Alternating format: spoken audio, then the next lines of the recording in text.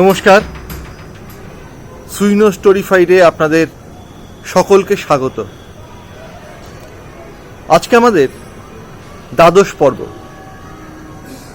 এই দ্বাদশ পর্বে অন্যান্য দিনের মতো আজকেও আমাদের সঙ্গে আছেন বর্তমান সময়ের অতি উল্লেখযোগ্য দুজন কথাকার। তারা তাদের গল্প পাঠ করবেন, আমরা তাদের গল্প পাঠ শুনব।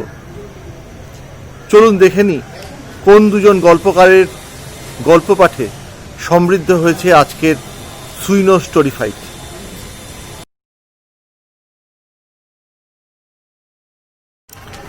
একমাত্র নেশা কবিতা লেখা হলেও কবিতা লেখার পাশাপাশি তিনি গল্পও লেখেন। শুধু গল্প নয়, গল্প লেখেন প্রবন্ধ এবং নাটক। হ্যাঁ, আমি সুব্রত বিশ্বাস, যিনি আমাদের কাছে পরিচিত অনিরুদ্ধ সুব্রত, তার কথাই বলছি। এবার আমরা গল্প পাঠ শুনব অনিরুদ্ধ সুব্রতর কাছ থেকে। অনিরুদ্ধ সুব্রত উত্তর 24 পরগনা জেলার বনগাঁর বাসিন্দা, পেশা শিক্ষকতা।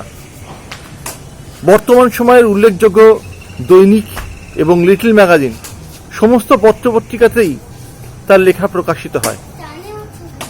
সুইনো কবিতা টিউবে আমরা তার কবিতা পাঠ শুনেছি, আজকে আমরা তার গল্প পাঠ শুনব। তবে একটি নয়, তার ছোট ছোট 3টি গল্পে তিনি আমাদের সমৃদ্ধ করবেন আজ। গল্প পড়ছেন অনিরুদ্ধ সুব্রত।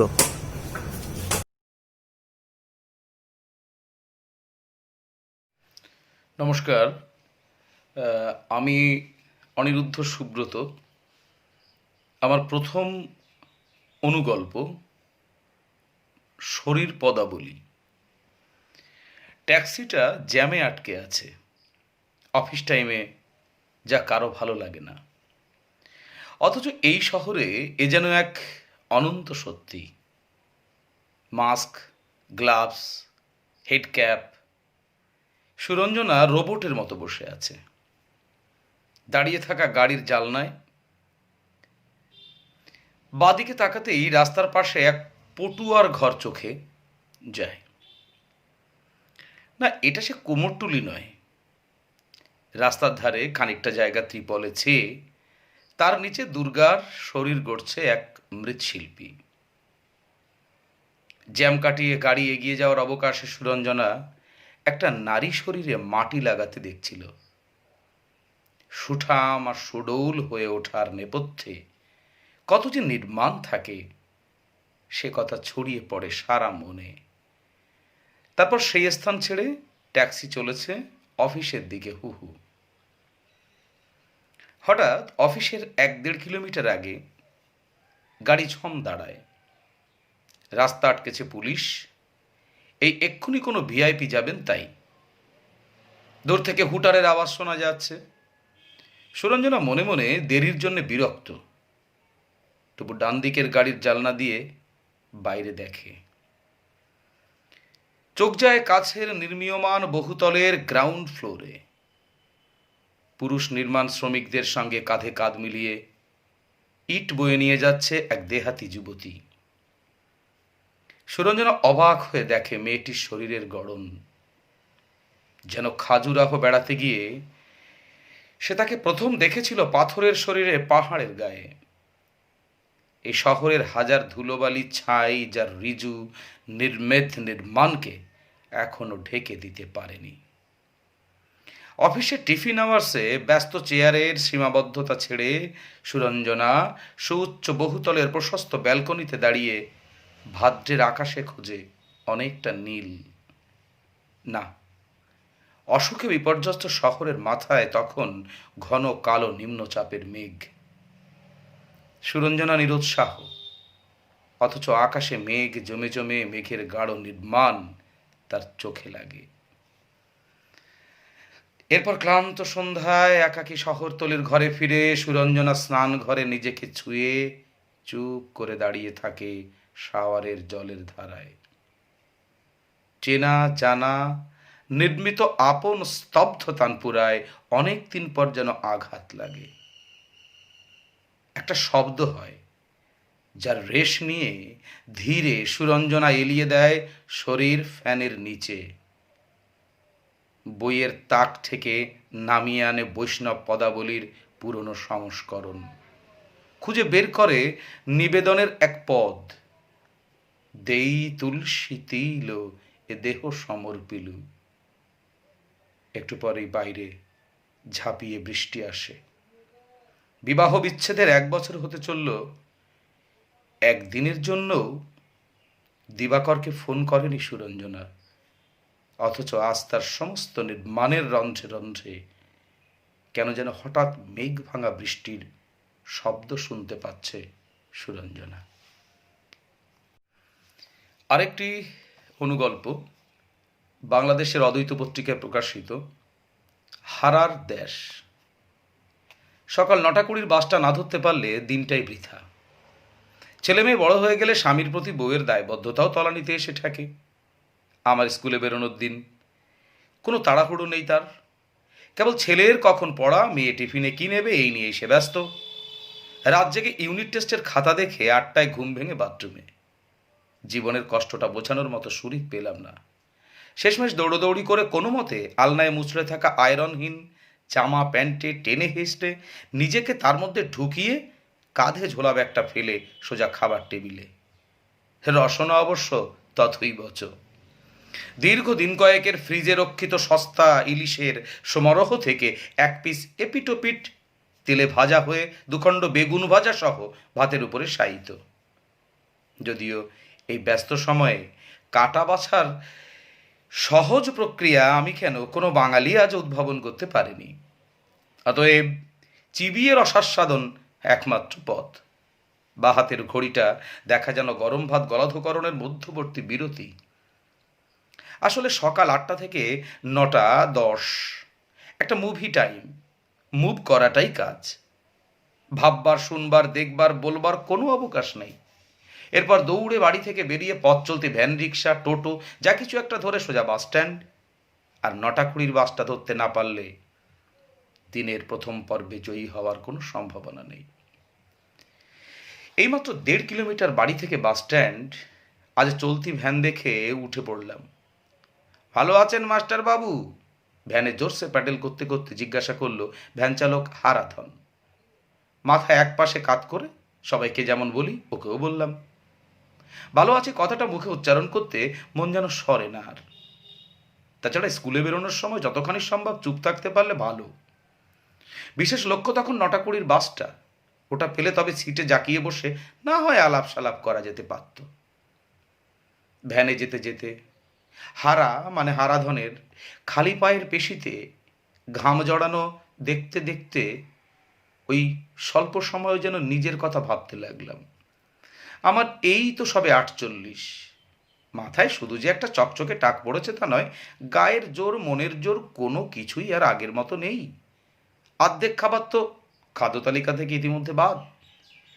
একদিন নেমন্তন্ন বাড়ি খেলে হেগে মরতে হয় পরবর্তী 2 দিন। আর শরীরের পেশি সে তো ফসকা গেরো।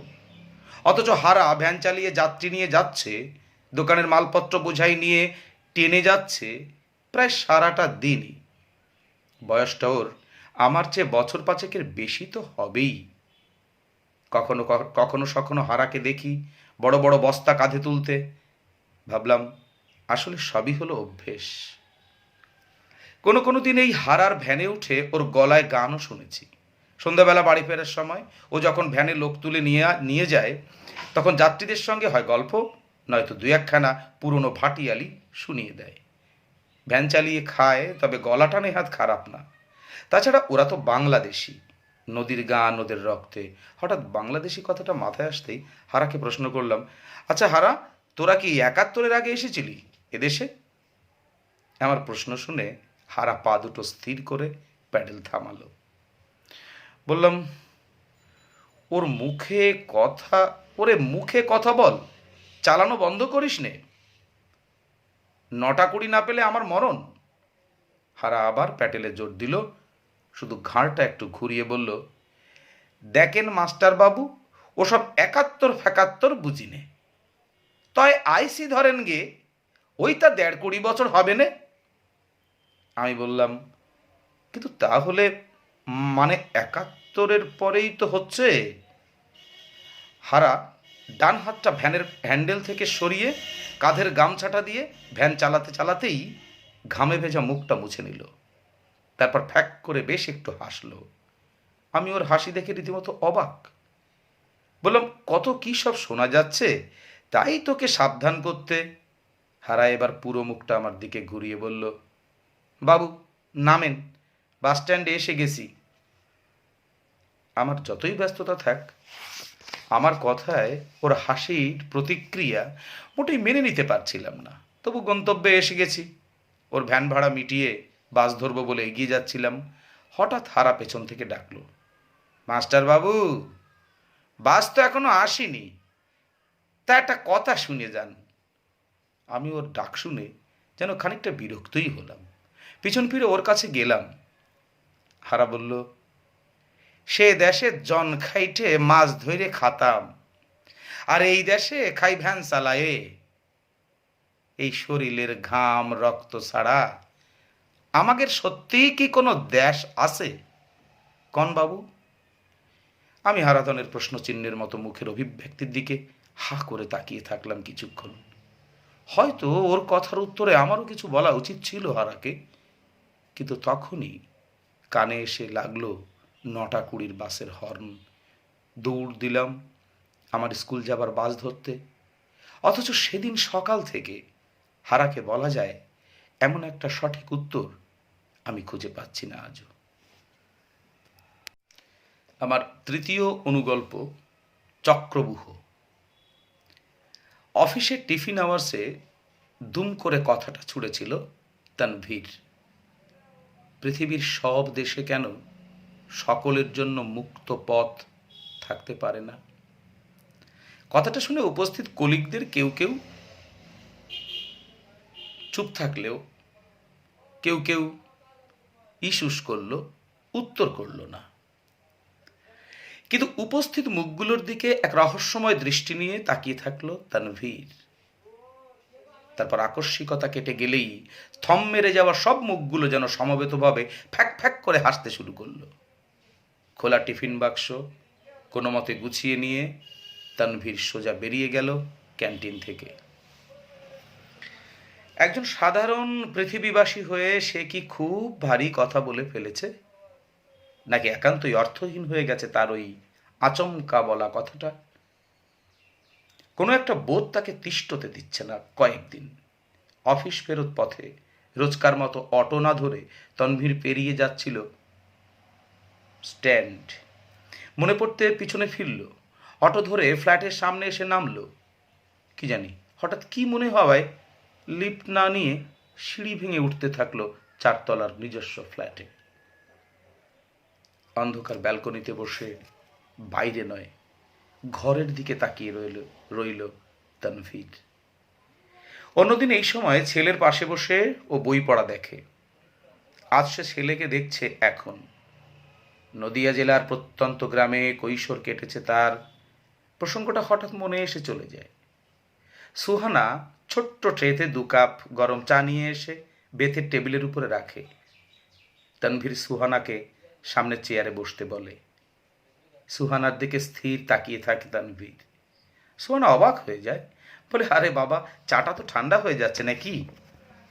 তানভীর চায়ের প্রসঙ্গে না গিয়ে আবার আচমকা প্রশ্ন করে বসে, আচ্ছা সুহানা, এই পৃথিবীর মানুষ, এই পৃথিবীতেই শরণার্থী, ব্যাপারটা কেমন গোলমেলে লাগে, তাই না?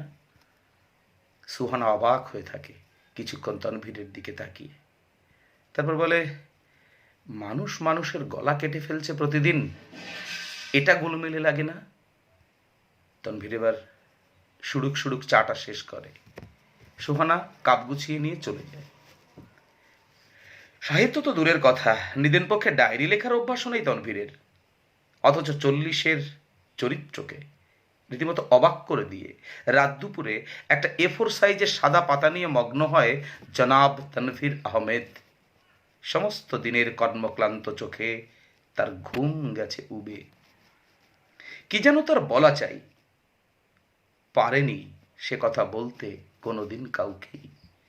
তাই তো তার লেখা চাই কিছু বুকে জমে ওঠা মেঘ। ছোট টেবিল, আলোয় কাগজের সাদা পাতাটা ইউরোপের সমুদ্র, ডান হাতের আঙুলের ডগায় ভয়ে কাঁপছে নৌকো, কলমটা প্রাণ বেয়ে যাওয়ার একটা কষ্টের বৈঠা। তনভীর নেমে পড়েছে তুরস্ক উপকূল থেকে গ্রিসের উদ্দেশ্যে, মহাদেশীয় সমুদ্রে পলকা ডিঙির ভরসায়।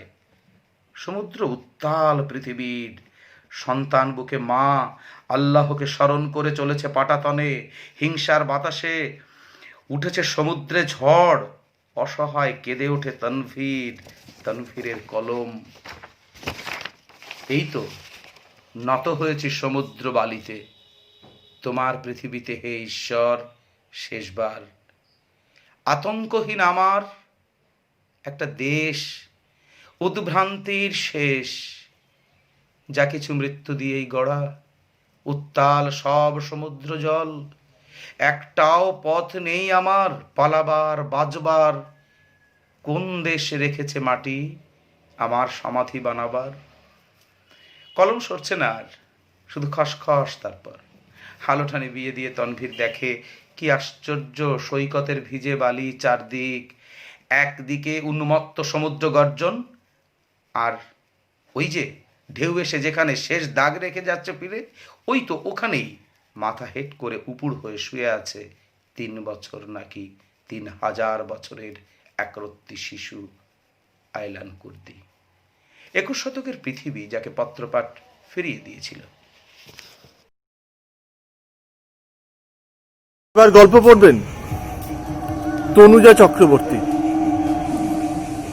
তনুজা চক্রবর্তী শৈশব থেকেই লেখালেখি করেন, কিন্তু তার আত্মপ্রকাশ, পাঠকদের কাছে তার আত্মপ্রকাশ 2014 সালে। কবিতা লেখেন, লেখেন প্রবন্ধ, গল্প। প্রকাশিত হয়েছে 2টি কবিতার বই। বর্তমান সময়ের বিভিন্ন উল্লেখযোগ্য পত্রপত্রিকাতে নিয়মিতভাবে প্রকাশিত হয় তার সৃজনকর্ম। তার কবিতা আমরা শূন্য কবিতা টিউবে আগে শুনেছি, আজকে আমরা তার গল্প পাঠ শুনব। গল্প পড়ছেন তনুজা চক্রবর্তী। হয়তো প্রেম। কিরে দিদি ভাই, এমন সুন্দর লাল গোলাপটা হঠাৎই বাগান ছেড়ে তোর ঘরে কি করছে? কার হাত ধরে কখনই বা এলো? যতদূর মনে পড়ছে হাসপাতাল থেকে ডিউটি সেরে ফেরার সময় তোর হাতে তো ওটা দেখিনি। তুলতুলি খুব লজ্জা পেল। বেশ সমজদার মানুষ তুলতুলির ঠাম্মি, বুঝে নিলেন রহস্যটা ঠিক কী। এটা ঠিক মেনে নিতে পারলাম না রে দিদিভাই। এ যে দেখি উদয়েই অস্তর আগে সুর শুনিয়ে ছাড়ল। তুলতুলির গলার স্বরে কপট রাগ। হেঁয়ালি ছেড়ে আসল কথাটাই বলে ফেলো ঠাম্মি, তোমার এসব অদ্ভুতুরে ঠাট্টার মানে বোঝার ক্ষমতা আমার নেই। তাও ঠাম্মি আবারও হেঁয়ালি করেই বললেন, নিবেদনটা ঠিকঠাক হলো না, ভাবনায় কোনো নতুনত্ব নেই, সেই থোড়বড়ি খাড়া করেই ছেড়ে দিয়েছে। তুলতুলি এবার খেপে গেল। তখন থেকে কী ছাইফাস সব বকে চলেছ ঠাম্মি? সোজা কথাটা সোজা করে কি কোনো দিন বলতে নেই? অত ব্যস্ত হচ্ছিস কেন দিদি ভাই? আমাকে একটু ভালো করে গোলাপটাকে দেখতে দে দেখি। কথাগুলো বলেই টেবিলের ওপর রাখা ফুলদানি থেকে গোলাপটা হাতে তুলে নিয়ে এমনভাবে দেখতে লাগলেন যেন গোলাপের গা থেকেই তার অপরাধীকে খুঁজে বার করতে চাইছেন। যা ভেবেছি ঠিক তাই, প্রথম প্রেম।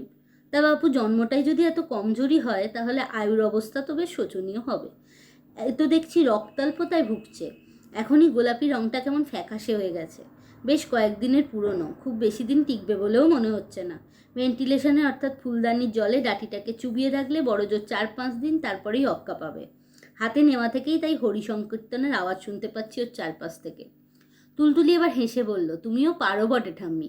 একটা গোলাপ ফুল হাতে নিয়ে যে কেউ সম্পর্কের জন্ম থেকে মৃত্যু অবধি দেখে ফেলতে পারে, তা তোমার কাণ্ড না দেখলে কেউ বিশ্বাসই করবে না। এবার সত্যিই একজন ভালো সাইকিয়াট্রিস্টের শরণাপন্ন হতে হবে, তা না হলে তোমার সঙ্গে থাকতে থাকতে আমার মাথাটাও খারাপ হয়ে যাবে। তার ঠাম্মি যেন কিছুই শুনতে পাননি, এমন একটা ভাব করে বললেন, অত অধৈর্য হলে সব আরোই হয় না দিদিভাই। একটু ধৈর্য ধরে আমার পাশে বসে আমার কথাগুলো মন দিয়ে শোন দেখি একটু। তুলতুলি এবার তার ঠাম্মিকে জড়িয়ে ধরে বলল, বলুন ম্যাডাম। এই আমি বসলাম, তারপর যা যা মনে হয় সব বলে ফেলুন দেখি। তবে খুব বেশিক্ষণ সময় কিন্তু দিতে পারবো না। কাল ওটি করেছি সারা রাত জেগে, এখন একটু ঘুমোতে না পারলে রাতে ওয়ার্ডে বসে ঢুলবো। আর এখনকার রোগীর বাড়ির লোকজনদের যা মানসিকতা, কোনো কিছুই ভাববার সময় নেই তাদের হাতে। আগেই পিটিয়ে হাতে সুখ করে নেবে, একটা কিলও মাটিতে পড়তে দেবে না। ঠাম্মি শুরু করলো বলা। তা শুধু গোলাপ নাকি আরও কিছু জুটেছে কপালে? তুলতুলির সবচেয়ে কাছের মানুষ আর বন্ধু তার ঠাম্মি, তাই আর রাগঢাক না করে সরাসরি বলে দিল, সঙ্গে একটা চিঠিও দিয়েছে। এবার ঠাম্মি তার গলাটাকে আরেকটু বেশি করে রসে চুবিয়ে নিয়ে বলল, ওটা চিঠি তো চিঠি তো না চিরকুট? কটা প্যাডের পাতা জুটেছে কপালে? একটাই প্যাডের পাতা, আর তাতে খুব বেশি হলে 6-7 লাইন লেখা আছে। এবার শান্তি পেলে তো? তা তুমি এবার এটা নিয়েও যোগ্য করতে বসবে নাকি? ঠাম্মি এবার আকাশ থেকে পড়ার ভাবটা মুখে ফুটিয়ে তুলে বলল, ব্যাটার তো দেখি চুইংগাম হওয়ারও ক্ষমতা নেই রে। এতদিন ধরে আমার সঙ্গে থেকে আমার বন্ধু হয়েও এমন একজনকে মনে ধরলো তোর? না, তোর দেখছি ডাক্তারি করা ছাড়া আর কিছুই হবে না। আসলে আমারই দোষ, অনেকদিন আগে এই ব্যাপারেও তোকে ঠিকঠাক প্রশিক্ষণ দেওয়া উচিত ছিল আমার। তুই পড়াশোনা নিয়ে এত মশগুল থাকতিস সবসময়, তাই মনে হলেও এসব নিয়ে কিছু বলার সাহস হয়নি আমার। আর তোর বাবার কানে কোনো রকমভাবে এসব প্রশিক্ষণের খাতা একবার পৌঁছলে গবেষক ছেলে আমার কুঠারের বদলে কথার বানেই ধর থেকে মুন্ডুটা আলাদা করলে কলিকালের পরশুরাম হয়ে উঠত। সেই সঙ্গে বলতো, আমার মেয়েটাকে উচ্ছন্নায় না পাঠালে দেখছি তোমার চলছে না মা। আর যবে থেকে গ্রামের হাসপাতালে পোস্টিং নিয়ে এখানে এসেছিস তারপর থেকে তোর যা কাজের চাপ দেখি, তাতে এসব বলতে গিয়ে তোর বিশ্রামের সময়টা নষ্ট হবে বলে আর বলা হয়ে ওঠেনি। ভাগ্যিস তোর বাবা মায়ের বৈবাহিক সম্পর্কের জায়গায় শেয়ানে শেয়ানে কোলাকুলি হয়েছিল। বৌমাটাও আমার ছেলের মতোই বেরসিক, ওদের সম্পর্কটা তাই ডিভোর্স অবধি এখন গড়ায়নি। একজন সারাক্ষণ গবেষণা নিয়ে ব্যস্ত, আর একজন তার আঁকা আঁকি নিয়ে। তোদের ফ্ল্যাটে থাকার সময় দেখেছি, পারেও বটে একজন আরেকজনের থেকে সবসময় এত দূরে থাকতে। অফিসের সময়টুকু ছাড়া আমি আর তোর দাদাই কখনো একে অপরের থেকে কোনোদিন এতটা দূরে থাকিনি। ঠাম্মি, একটু দাঁড়াও, কলিং বেল বাজছে, দেখি কে এলো। কে আবার আসবে? এ তো তোমার অনিমা দিদির আসার সময়। জলজ্যান্ত FM রেডিও। যতক্ষণ এ বাড়িতে তার কাজ চলবে ততক্ষণ চলবে তার অনুরোধের আসর। কোন গানটা শুনতে চাও একবার বলে দিলেই হলো। তবে যাই বলি না কেন, মেয়েটা কিন্তু বড় ভালো গায়। এমন ঘরে না জন্মালে হয়তো অনেক বড় একজন গায়িকা হয়ে উঠতে পারত। বেশি বয়স নয়, এখনও চাইলেই গান শিখতে পারে। আমি ওর মায়ের মুখে সেদিন ওর বিয়ের দিন ঠিক করার কথা শুনে তাকে বলেওছিলাম, এত তাড়াতাড়ি ওর বিয়ে না দিয়ে বরং আমার ঘরে রাখা তুলতুলির দাদায়ের পুরনো হারমোনিয়ামটা নিয়ে গিয়ে ওকে একটা গানের স্কুলে ভর্তি করে দাও। টিচারের মাইনেটাও না হয় আমি দেবো। তা শুনে হেসে বলল, পাগল হলেন নাকি মাসিমা? অনিমা আর আমি মিলে 10 বাড়ি কাজ করি বলেই 5 ছেলে মেয়ে নিয়ে দুবেলা দুমুঠো খেতে পাই। ওসব শেখা আর প্র্যাকটিস করার সময় কোথায় ওর?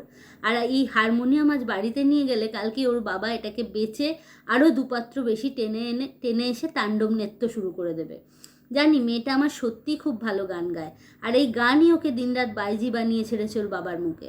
পান থেকে চুন খসলেই বলে ও নাকি আগের জন্মে বাইজিই ছিল, তাই এ জন্মে ওর বদভ্যাসটা ত্যাগ করতে পারছে না। সঙ্গে এ কথাগুলো বলতেও ছাড়ে না, গান শোনানোর জন্য আমাদের বাড়িতে নাকি পাড়ার মাতালবাবুদের আসর বসাবে। মেয়ের গান শুনিয়ে ভালো কামাই করবে। কথাগুলো যখন বলে মেয়েটার চোখ দিয়ে তখন টপ টপ করে জল পড়ে। তাও কিছুক্ষণ পর আবার সব ভুলে সব গাইতে শুরু করে। ওসব শেখা আমাদের মতো ঘরের মেয়েদের জন্য নয় গো মাসিমা। আমাকে যা বলেছেন এসব ভূতের বোঝা ওর মাথায় চাপাবেন না। মেয়েটাকে তাহলে আর ওর বাপের হাত থেকে বাঁচাতে পারবো না। সেদিনের পর থেকে ভয়ে ভয়ে থাকি। নিজের নেশার টাকার জন্য সত্যি সত্যি কোনদিন দেখব মেয়ের গান শোনানোর জন্য মাতাল বাবুদের ডেকে এনেছে। আমি দেখছি সেই সব বাবুদের যারা মাঝে মাঝে অনিমার বাপকে ডাকতে আমাদের বাড়িতে আসে। ঘরে ঢুকতে দিই না বলে যে অত্যাচার আমায় সহ্য করতে হয় তার প্রমাণ আমার পিঠেই পেয়ে যাবেন। ওর বাপ যাদের ডেকে আনবে তারা কোনোদিন শুধু আমার মেয়ের গান শোনার জন্য যে আসবে না তা নিশ্চয়ই বুঝতে পারছেন। তোমার কথা শুনতে গিয়ে অনিমাদিকে অনেকক্ষণ বাইরে দাঁড় করিয়ে রেখেছি, দাঁড়াও বাদবাকি কথাগুলো এসে শুনছি। দরজাটা আগে খুলে দিয়ে আসি বলে ঘর থেকে বেরিয়ে গেল তুলতুলি।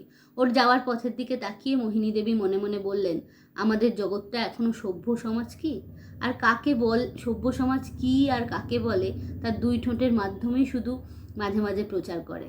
অনিমাদের প্রতিভা থাকতে নেই ওরা সভ্য সমাজের কাছে শুধুমাত্র মেয়ে ছেলে। এতক্ষণ ধরে বেলটা বাজিয়ে চলেছি, কারো কোনো সারা শব্দ নেই কেন? তুলতুলি রাত জেগে ডিউটি করে, তাই বোধহয় ঘুমিয়ে পড়েছে। ঠাম্মি তো দুপুরে ঘুমোয় না, হয়তো কোথাও বেরিয়েছে। কিন্তু কোথাও বেরোনোর কথা থাকলে তো আমাকে বলে। তুই যদি এসে দেখিস আমি তখনও বাড়ি ফিরিনি, তাহলে কিছুটা সময় অপেক্ষা করে চলে যাস অনিমা। আজ হয়তো বলতে ভুলে গেছে। সকালে আজ আমার তাড়া একটু বেশিই ছিল। আজ গণেশদের বাড়ির থেকে গণেশ আর ওর বাবা মা আমার আর গণেশের বিয়ের কথা পাকা করতে আসবে। ঘরদোরগুলো একটু ফিটফাট করে গুছিয়ে রাখবো বলে একটু তাড়াতাড়ি চলে গেছিলাম। সিঁড়িতে একটু বসি, একটু পরে আবার বেল বাজাবো, যদি না খোলে তখন চলে যাব। ওদেরও আসার সময় হয়ে আসছে। গণেশকে সেই কবে থেকে চিনি, বেশ লাজুক ছেলেটা। প্রতিদিনই রাস্তায় যাতায়াতের পথে দেখা হয়, কিন্তু কথা বলা হয়ে ওঠেনি। ওর মায়ের সঙ্গে আমার মায়ের খুব ভাব, দুজনে আবার সই পাতিয়েছে। আর মা বলছিল তখনই নাকি বলে রেখেছিল অনিমাকে আমার ছেলের বউ করব। ওরা চলে গেলে একবার ঘুরে যাব, ঠাম্মিকেও জানাতে হবে ওরা কি বলল। দুপুরের এঁটো বাসনগুলো তখন মেজে দিয়ে যাব, তা না হলে ঠাম্মি খুব কষ্ট হবে বাসন মেজে রান্না করতে। আমার যদি তুলতুলির মতো এমন একজন ঠাম্মি থাকতো কত ভালোই না হতো। যত নতুন গান তুলতাম সব গান প্রথমে ঠাম্মিকেই শোনাতাম, জানতে চাইতাম ভালো হলো না খারাপ। কে জানে গণেশ গান শুনতে ভালোবাসে কিনা, না শুনলেও আমি গান শুনিয়ে শুনিয়ে শোনার অভ্যাস তৈরি করে দেবো। একমাত্র তুলতুলির ঠাম্মি মাঝে মাঝে আমার গান শোনে, কিন্তু আমি বেশিক্ষণ শোনাতে পারি না। 5 বাড়ির কাজ দুবেলা সারতে সারতেই দিন শেষ হয়ে যায়। তারপর আবার বাড়ি ফিরে মায়ের রান্নার কাজেও একটু সাহায্য করতে হয়। বিয়ের পর সব কাজ ছেড়ে দিলেও ঠাম্মির বাড়ির কাজ ছাড়বো না। একমাত্র ঠাম্মিই আমার গান শুনতে খুব ভালোবাসে, আমাকে বোঝেও। আগে বাড়িতে বাড়িতে না থাকলে মা মাঝে মাঝে গান শুনতে চাইতো। আজকাল আর ঘরে বাইরে সব দিক সামলে সময় করে উঠতে পারে না। আর বাপের হাতে প্রতি রাতে মার খেতে খেতে দিন দিন কেমন যেন সব দিক দিয়েই কমজোরি হয়ে পড়ছে। এখন মাকে দেখলে খুব কষ্ট হয়। মাঝে মাঝে মনে হয় মাকে বলি, তুমিও তো উল্টে কয়েক ঘা কষিয়ে দিতে পারো। তারপরেই রাতের বেলায় নেশারু বাপটার মুখ চোখের সামনে ভেসে ওঠে। মানুষ নয়, হিংস্র জন্তু। টকটকে লাল চোখ আর তার সঙ্গে এলোপাথারি বলে যাওয়া অদ্ভুত নোংরা ভাষাগুলো শুনলে ভয়ের সঙ্গে সঙ্গে আজকাল গাটাও কেমন যেন গুলিয়ে ওঠে। বাপটার সামনে গেলেই গা ঘিনঘিন করে, থুতু চলে আসে মুখে। আমার সঙ্গে ওই লোকটার রক্তের সম্পর্ক আছে ভাবলেই লজ্জা পাই, শিউরে উঠি। বিয়ের পর আমি আর গণেশ দুজনে মিলে বাপটাকে সঠিক পথে আনার চেষ্টা করব। শুনেছি এখন নাকি মদ ছাড়ানোর ওষুধ কিনতেও পাওয়া যায়। ঠাম্মি, তোমার FM রেডিও দেখি মনের সুখে সিঁড়িতে দুপা ছড়িয়ে দেয়ালে হেলান দিয়ে বসে আপন মনেই বেজে চলেছে। দরজা খুলতেই তার গান বন্ধ হয়ে গেল। আমাকে দেখে বলল আমি নাকি কুম্ভকর্ণের মতো ঘুমাচ্ছিলাম, তাই বেল শুনতে পাইনি। তোমার সঙ্গে থেকে থেকে তোমার অনিমার মাথাটাও গেছে। ঠাম্মি বললেন, আমি তো দেখছি ওর চোখটা খারাপ হয়ে গেছে, নাহলে একটা জিরাফের বাচ্চার সঙ্গে কেউ কুম্ভকর্ণের তুলনা করতে পারে? ওর চোখটাই আগে দেখানো উচিত। কি বলিস তুই? ভালো হচ্ছে না কিন্তু ঠাম্মি। একে তো এতক্ষণ ধরে একটা গোলাপ আর চিঠি নিয়ে বাজে বকতে বকতে আমার কানের পোকা বার করে ছেড়েছো, এখন আবার পড়লে আমার আকৃতি নিয়ে। আচ্ছা আচ্ছা, আর রাগ করতে হবে না, এবার তোকে যা বলবো শুনলেই বুঝতে পারবি প্রথম প্রেম কাকে বলে। ওরে অনিমা, আমাদের জন্য একটু জমিয়ে কফি বানাতো দেখি, বলে তুলতুলির দিকে ফিরে বলা শুরু করলো। তখন আমি ক্লাস 9-এ পড়ি, আর তোর দাদাই তখন সদ্য চাকরি পেয়েছে রেলে। একই পাড়ায় থাকার সুবাদে আর ওর কাকার কাছে ক্লাস 7 থেকে দুবেলা পড়তে যাওয়ার ফলে আমাদের প্রায় রোজই একবার, কোনো দিন আবার দুবারও দেখা সাক্ষাৎ হতো। চোখের বিনিময় অনেকবারই হয়েছে, তার সঙ্গে যে মনের বিনিময়ও শুরু হয়ে গেছিল সেটা বুঝলাম তখন, যখন মাধ্যমিক পাশ করার পর মার্কশিট হাতে ওদের বাড়িতে হাজির হয়েছিলাম। 3টে বিষয়ের লেটার নিয়ে পাশ করেছি খুব আনন্দ করে, মাস্টারমশাইকে দেখাবো বলে সবে দোতলার 2টো সিঁড়ি টপকেছি। হঠাৎই ওপর থেকে দেখি তোর মূর্তিমান দাদাভাই নেমে আসছে। তাকে দেখেই তো বুকের মধ্যে ওই বয়সে যা হয় আর কি, ঢিপ ঢিপ করা শুরু হয়ে গেছে। সেদিনই প্রথম ওকে একা অতটা কাছ থেকে দেখলাম। অন্য সময় সব বন্ধুরা মিলে দল বেঁধে পড়তে যেতাম ওদের বাড়িতে, ফিরতামও দল বেঁধে। যাতায়াতের পথে এক ঝলক করে দেখাতেই যে প্রেমের জন্ম হচ্ছিল একটু একটু করে, তা বুঝেও হয়তো না বোঝার ভান করেছি দুজনেই। তখন তো ব্যাপারগুলো তোদের মতো ওই ধরতক্তা মার পেরেক গোছের ছিল না। খুব ভয় পেতাম কে কি মনে করবে, বাড়িতে জানতে পারলে ওই দেখাটুকুও হয়তো বন্ধ হয়ে যাবে। এসব নানান রকম ভাবনা থেকেই হয়তো এড়িয়ে যেতাম সময়ের হাতে সব ছেড়ে দিয়ে। তা বলে তোদের প্রেমটাকে কিন্তু আমি ছোট করতে চাইছি না কোনোভাবেই, শুধুমাত্র সেখানে গভীরতা যে কতটা কম সেটাই উপলব্ধি করাতে চাওয়া। হয়তো তোরাই ঠিক, মেনে নেওয়া মানিয়ে নেওয়া নিয়ে কোনো জ্বালা যন্ত্রণা নেই তোদের। যতক্ষণ ভালো লাগবে সঙ্গ দিবি, না লাগলে নয়। একটা সভ্য সমাজের এটাই হয়তো কাম্য হওয়াও উচিত। তবে জামা কাপড় বদলানোর মতন প্রেমিক প্রেমিকা বদলানোয় কোনো প্রেম থাকে বলে আমার অন্তত মনে হয় না। তুলতুলি এবার বলল, অত প্রেমের বিশ্লেষণ না করে তারপর কি হলো বলো। বেশ লাগছে শুনতে, অনেক দিন পর একটা অন্য সম্পর্কের কথা শুনতে শুনতে মনটা বেশ ফুরফুরে হয়ে উঠছে। ক্ষমতা থাকলে এই সময় দাদাভাইকে একবার ফেরানোর চেষ্টা করতাম। আমার দুর্ভাগ্য, জ্ঞান হওয়ার পর তার সঙ্গ পেয়ে ওঠা হয়নি আমার। তোমার গল্পটা শুনতে শুনতে আরোই মিস করছি। মন তো ফুরফুরে হবেই, প্রথম প্রেমের গোলাপ হাতে পেলে এসব শুনতে একটু বেশিই ভালো লাগবে। শোন, তারপর আমাকে জিজ্ঞাসা করলো রেজাল্ট কেমন হয়েছে। উত্তর দেবো কি, সারা শরীরে তখন কে যেন একটা কিছু ছুঁয়ে আমাকে অসাড় করে দিয়েছে। দুটো পাও আটকে গেছে সিঁড়ির সঙ্গে। তুই ছোটোবেলায় সেই স্ট্যাচু বলার সঙ্গে সঙ্গে যেভাবে দাঁড়িয়ে পড়তাম আমি, ঠিক সেইভাবে কোনো রকম একটু হেসে ঘাটটা নেড়ে প্রায় স্বর না বেরোনো গলায় বললাম, ভালো। বুঝতেই পারছিস কি ন্যাকা ছিলাম। হঠাৎই দেখি ঝড়ের বেগে পাশ দিয়ে নেমে যেতে যেতে আমার কানের কাছে মুখ নিয়ে বলে গেল, কাল বিকেল 4টের সময় কলুদের পুকুরের আম গাছটার তলায় আসিস, আমি অপেক্ষা করব। আমার তখন সে কী অবস্থা, দুটো আনন্দ তখন একসঙ্গে মিলে গিয়ে আত্মারামকে খাঁচা ছাড়া করেছে। কারণ আমিও তখন এরকমই কিছু একটা বোধহয় চাইতেও শুরু করেছিলাম। সব প্রতীক্ষার অবসান হওয়ার আশাও ছিল মনে মনে। ধাতস্থ হতে কিছুটা সময় লেগেছিল আমার। বেশ কিছুক্ষণ দাঁড়িয়েছিলাম তোর দাদায়ের চলে যাওয়া পথের দিকে তাকিয়ে।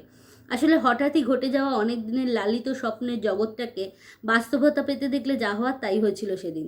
তারপর ওর কাকু মানে মাস্টারমশাইকে রেজাল্ট দেখিয়ে ওনার আনানো মিষ্টিকে সোজা বাড়ি ফিরে ছাদে উঠে গেলাম। দেখলাম দূরে আম গাছটা যেন কেমন একটা রোমান্টিক দৃষ্টিতে আমার দিকে তাকিয়ে আছে। আর দূরে সেই মানুষটা তখন বন্ধু কালুর সঙ্গে গল্পে মত্ত। কফি রেডি, কিন্তু কফি হাউসের আড্ডাটা বোধহয় মাটি করে দিলাম। তবে একটা গান শুনিয়ে সব পুষিয়ে দিতে পারি। কথাগুলো বলতে গিয়েও কেমন যেন হোঁচট খেলো অনিমা। তারপর নিমেষের মধ্যেই হাওয়া হয়ে গেল সে। তুলতুলি যেন হাঁপ ছেড়ে বাঁচলো। এমন রোমান্টিক মুহূর্তে অনিমা যেন হঠাৎই এলোমেলো চৈত্রের ঝড়। চরম মুহূর্তে সব লণ্ডভণ্ড করে দেওয়ার জন্য যথেষ্ট। কফিতে একটা বড়সড় চুমুক দিয়ে মোহিনী দেবী বললেন, রাতটা তো পাশের বালিশটাকে জড়িয়ে কোনো মতে এপাশ ওপাশ করে কাটলো। সকালটাও চলে গেল গড়িয়ে। ঘড়ির কাঁটার আলসেমির তিক্ততা ক্রমশ সহ্যের মাত্রা ছাড়াতে ছাড়াতে অবশেষে জানান দিল আর 5 মিনিট বাকি 4টে বাজতে। বাড়িতে সবাই তখন ভাত ঘুম দিচ্ছে। কোনো রকমে বাড়িতে পড়ার ফ্রকটা একটা ওপর একটা চুড়িদার গলিয়ে একচুটে হাজির হলাম গিয়ে কলুদের আম গাছের তলায়। যদিও খুব শাড়ি পরার ইচ্ছে হয়েছিল, কিন্তু বাড়ি ফেরার পর কেন শাড়ি পরেছি তার উত্তর দেওয়ার ভয়ে আর পরা হয়ে ওঠেনি। গাছ ছাড়া তখন আশেপাশে কেউ নেই বললেই চলে। সারা শরীর জুড়ে শুধুই চাপা উত্তেজনা, আর কেউ দেখে ফেলার ভয়ে নিজেদের মধ্যে গুলতানি করতে ব্যস্ত। কি করব ভাবতে ভাবতেই দেখি পলাশ তার নিজের রঙে রঙিন হয়ে হঠাৎ তোর দাদাই যে পাঞ্জাবিটা পরেছিল তার রং ছিল পলাশ ফুলের মতো আমার দিকে ক্রমশ এগিয়ে আসছে।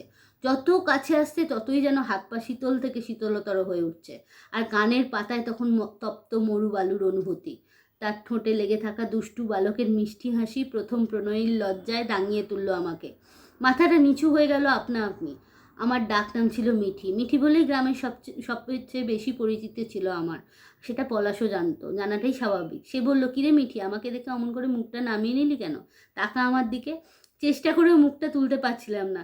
এখন ভাবলেই মনে হয় ঠাস করে একটা চর কষায় নিজের গালে। পলাশ তখন আমার সামনে আর একটু এগিয়ে এসে ডান হাতটা ধরে আমার হাতের পাতার ওপর আলতো করে একটা চুমু খেয়ে বলল, কাল ফিরে যাচ্ছি কাজের জায়গায়, তোর এই স্পর্শটুকু সঙ্গে নিয়ে। 1 মাস পরে এই উত্তর আমার ঠিক এভাবেই চাই। অপেক্ষায় রইলাম, কোনো জোর নেই। ভাবার জন্য 1 মাস সময় রইল তোর হাতে। যদি আমি তোর যোগ্য মনে হয় তবে আবার দেখা হবে আমাদের এই আম গাছতলায়, আমার উত্তর সমেত। উত্তর পেলে তবে জানবো তুইও আমাকে ঠিক আমার মতো করেই তোর পাশে রাখতে চাস। জানিস, অতগুলো কথা শোনার পরও একটা কথাও মুখ থেকে বার করতে পারিনি সেদিন। মাথাটা তুলে কোনো রকমে একবার তার মুখের দিকে তাকিয়ে এক ছুটে বাড়ি চলে এসেছিলাম। কিন্তু তার পরের দিন থেকে কি অদ্ভুত একটা আকর্ষণ নিয়ম করে 1 মাস ধরে রোজ বিকেল 4টের সময় আমাকে কালুদের আম গাছটার তলায় টেনে নিয়ে যেত। তুই নিশ্চয়ই ভাবছিস কি ন্যাকা ন্যাকা প্রেম, কিছুটা হয়তো তাই। এরকম কত আদিক্ষেতাই করতে পারে শব্দগুলো নিজের অজান্তেই মুখ থেকে বেরিয়ে আসে। তবে ফেলে আসা মুহূর্তগুলো দূরদর্শনের পর্দায় যে কোনোদিন ভেসে উঠতে পারে সেটা তো আমার ভাবনার বাইরে ছিল। কিন্তু এটা শুধুমাত্র একতরফা ছিল না। পরে জেনেছিলাম কালুকে নাকি বলে রাখা হয়েছিল আমাকে কবার আম গাছতলায় দেখা গেছে সেটা জানাতে, সে যেন না ভোলে। তখন মোবাইল ছিল না বটে, কিন্তু ল্যান্ডফোন ছিল বিত্তবান ব্যবসায়ী পরিবার কালুদের বাড়িতে। বুঝতেই পারছিস 1 মাসের প্রতিটা দিন তার ক্রিং ক্রিং শব্দ কালুকে ঠিক কতটা জ্বালাতন করেছে।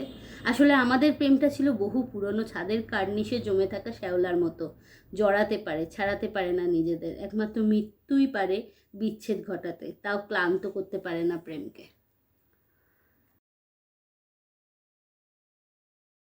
আজকে এই পর্যন্তই। আপনারা আজকের নির্বাচিত 2জন কথাকারের গল্পপাঠ শুনলেন। আবার আগামী পক্ষে নতুন 2জন কথাকারকে সঙ্গে নিয়ে হাজির হব আমি। আপনারা সকলে ভালো থাকুন, সকলে সুস্থ থাকুন। ধন্যবাদ।